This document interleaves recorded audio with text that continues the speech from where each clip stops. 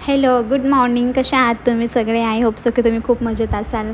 तर आज आहे गुढीपाडवा. सर्वांना गुढीपाडव्याच्या खूप खूप शुभेच्छा. तुमच्या आणि तुमच्या परिवारास ह्या पाडव्यानिमित्त खूप असे चांगले विशेष मिळावेत आणि तुमच्या आयुष्यात खूप चांगल्या गोष्टी घडाव्यात, ही मला माझी मनापासून प्रार्थना. आणि मी आज गुढीपाडव्याच्या दिवशी जरा लेटच झालं होतं उठायला. म्हणजे मी रात्री खूप प्लॅन केला की सकाळी उठून लवकर वगैरे सगळं करेल, पण तसं काही घडलं नाही. मला लेटच झालं. मग उठल्यावरती पहिल्यांदा बेडरूम आवरून घेतला. बेडरूम आवरून मी आंघोळीला गेले. आंघोळ वगैरे करून झाली. त्यानंतर मग मी आले किचनमध्ये आले. मग ते मंदिराच्या आजूबाजूला खूप घाण होती. मग ती अगोदर मी घासून व्यवस्थित साफ करून घेतली आणि किचन वगैरे पुसून घेतला. आणि मग नंतर आभीला जायचं होतं आज लवकर. तर मग आभी म्हणलं मला आज काही टिफिन देऊ नकोस, मला फक्त नाश्ता दे. मग मी आभीला नाश्ता बनवत होते. त्याचबरोबर मी हरभऱ्याची डाळसुद्धा शिजायला टाकली होती, कारण पुरणपोळ्या करायच्या होत्या म्हणून.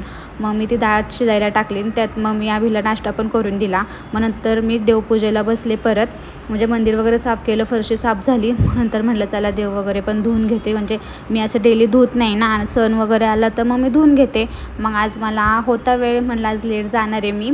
आज एकदम मंदिर वगैरे एकदम स्वच्छ साफ केलं.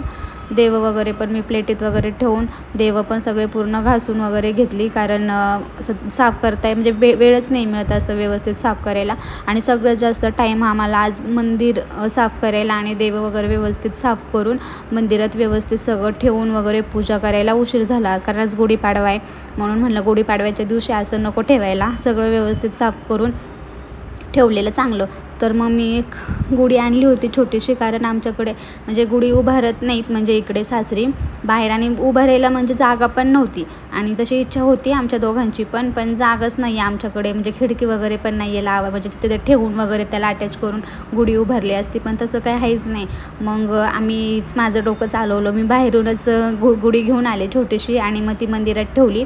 मंदिरातले देव वगैरे साफ केले आणि छान मस्त देव मंदिरामध्ये सगळं मी कालच सगळं घेऊन आले होते. म्हणलं आज ज्या दिवशी मला काही होणार नाही सकाळी जाऊन वगैरे मार्केटला घेऊन येणं, मग मी कालच जाऊन सगळ्या गोष्टी घेऊन आले होते. छोटी गुढी आणली, हार वगैरे आणला, फुलं आणली, सगळे देव वगैरे साफ केले. देवांना हळदी कुंकू वगैरे लावून घेतला.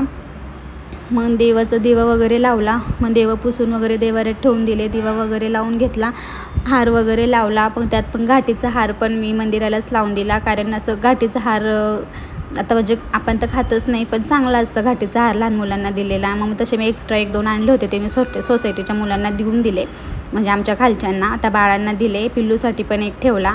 दिवा लावला, हार लावून घेतला. मला देवपूजा करताना सगळ्या गोष्टी व्यवस्थित असेल तर मला खूप आवडतं देवपूजा करायला, माझी श्रद्धा आहे मनापासून. मग ही छोटीशी गुढी होती. कशी वाटते तुम्हाला ही क्यूटशी छोटीशी गुढी?